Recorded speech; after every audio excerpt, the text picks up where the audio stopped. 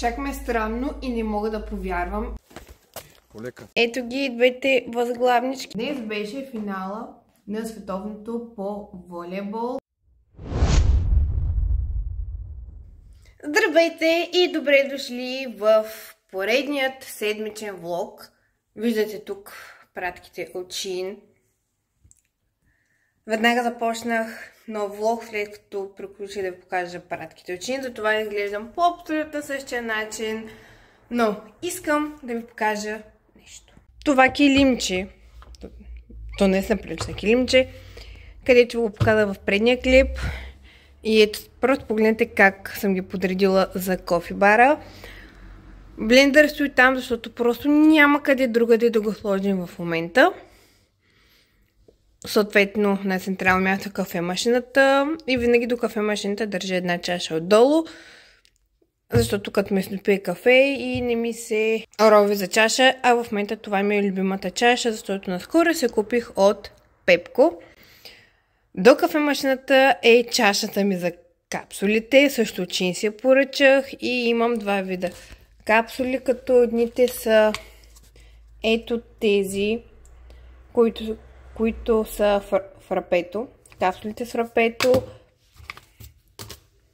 Отдолу са на Starbucks, които са карамел макиято, ако не се лъжа. И тук имам просто две пакети на Nesquik, защото видях ги в била и ми се допи. Просто не мога да ви покажа и този шкаф. Ето тези са етикетите водостойчивите, които съм взела и за момента имам само тези 4 бурканчета. Мисля да взема още едно такова голямо, което да бъде за макарони, като цяло за някаква паста.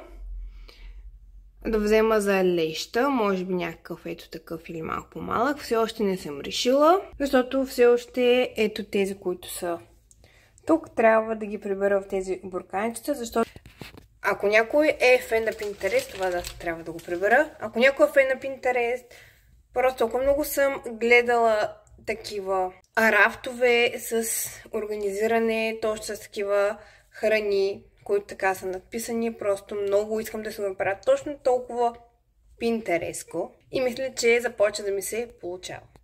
Най-хубавото, че този уикенд билетите в кината са по 5 лева. Вие когато го гледате това, вече ще е минала тази промоция, но просто онзи ден просто Симона ми каза, че са по 5 лева билетите и днес отиваме на кино. Забравя кой филм ще гледаме. Мисля, че почти с М.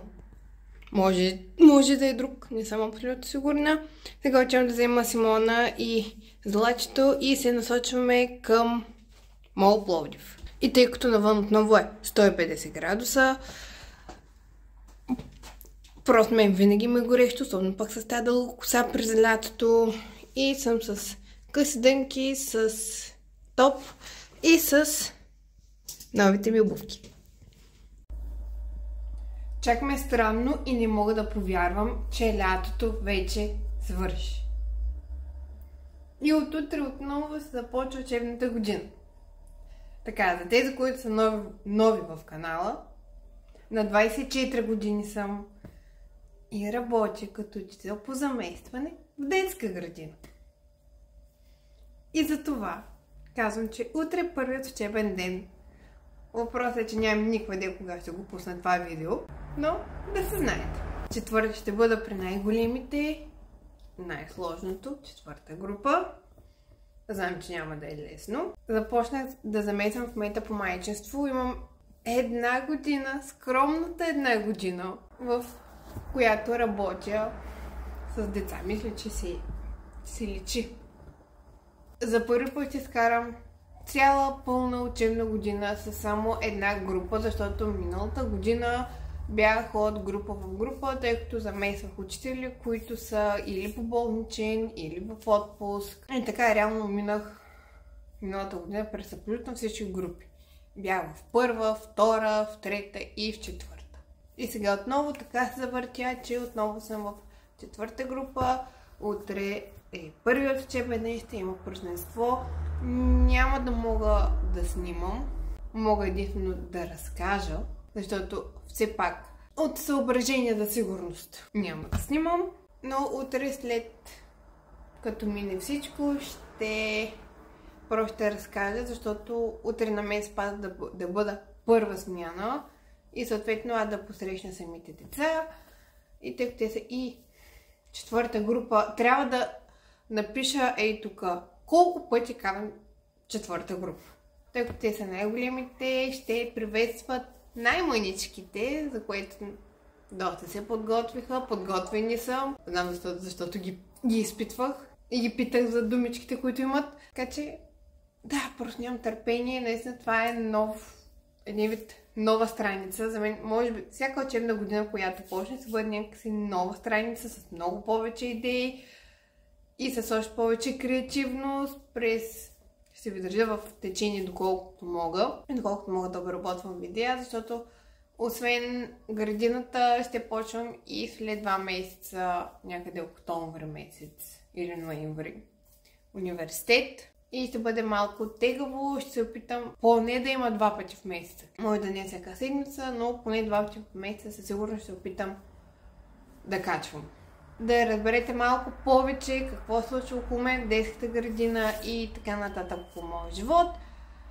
Тук ще си напиша инстаграма, така че отидете и ме последвайте там, защото там съм много по-активна, колкото в YouTube.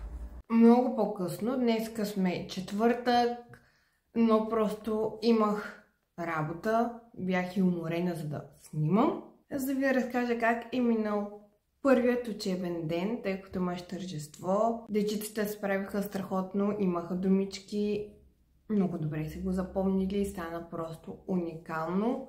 Пяха песни, приветстваха първата група и след това просто играха, когато след самото тържество. И аз тогава може би останах до към 2-3.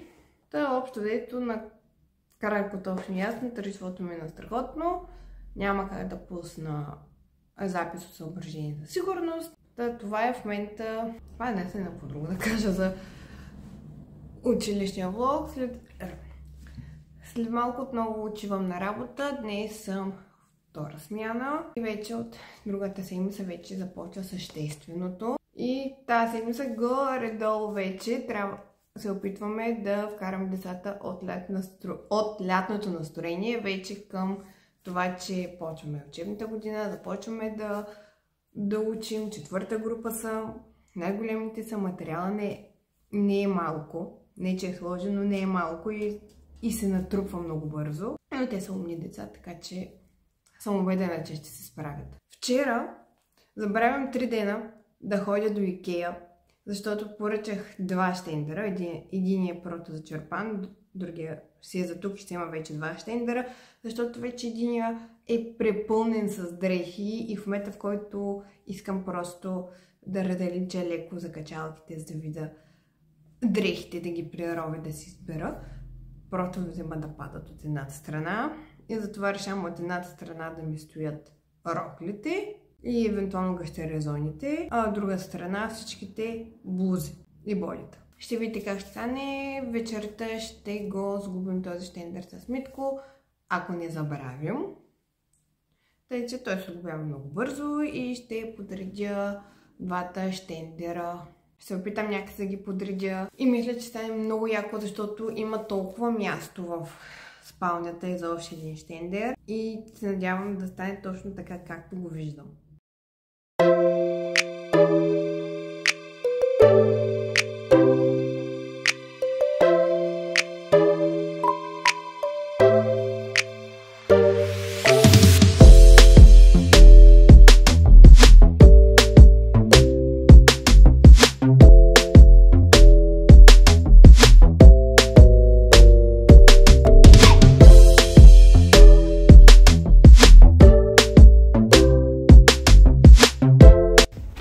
В момента се намираме в Асеновград, или по-точно вече сме по-близо до Асеновата крепост, която е някъде отзад зад нас. Ние тръгнахме от среща по една друга пътечка. Видяхте кадри, това е от историческия музей в Асеновград. Като сега днес е събота и двамата почиваме и решихме да се поразходим някъде. И гледах да е нещо от тези 100 национални обекта, защото исках да си лепна и печат. Обаче, за съжаление, си набравих книжката. Но от музея ми дадоха стикер.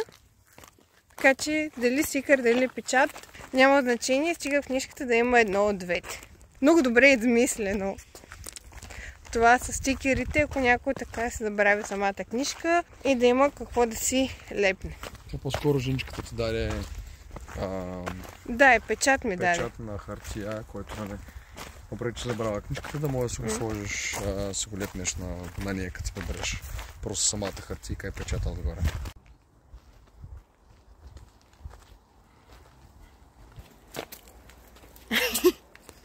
Видяхте, че учиме към Параклиса и го снимах и не му прочетох името. То и аз не видях между другото. Аз съм бил тук веднъж, мисля, че. И като цяло близко е от крепостта, така че може да дойдете да разгледате. Спокойно е, горичка, малко разходка в планината е така. Не е изобщо далеч, така че заслужава се така малко през главата. Се разходиш на чист въздух, далеч малко от града. Пътечката на Макев и някакви само стъпала само тук. Не само надолу, ма после. Да. На връщане. На връщане ще е ужас. Всичко това нагоре. Да. Полека.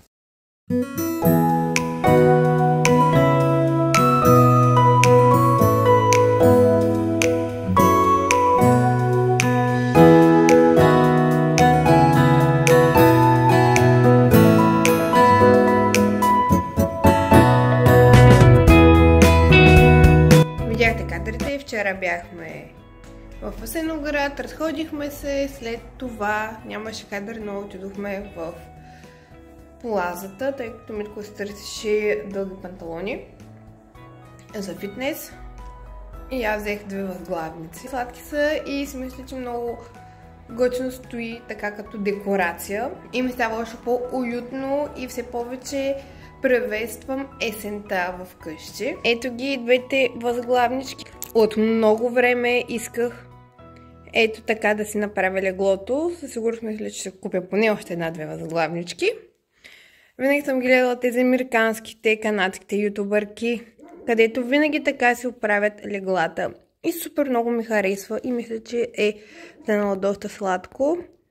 Но сега трябва да купя някакви есенни чаршафи, защото имам едни от лятото с диня.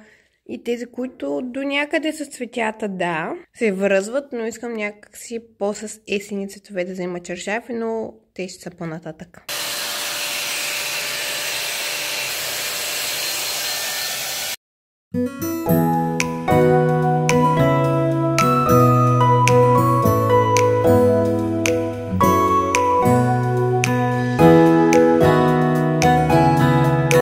Показах кой знае колко от рутината ми за коса, но просто като я измих. Се слуша това не сешуар на Dyson.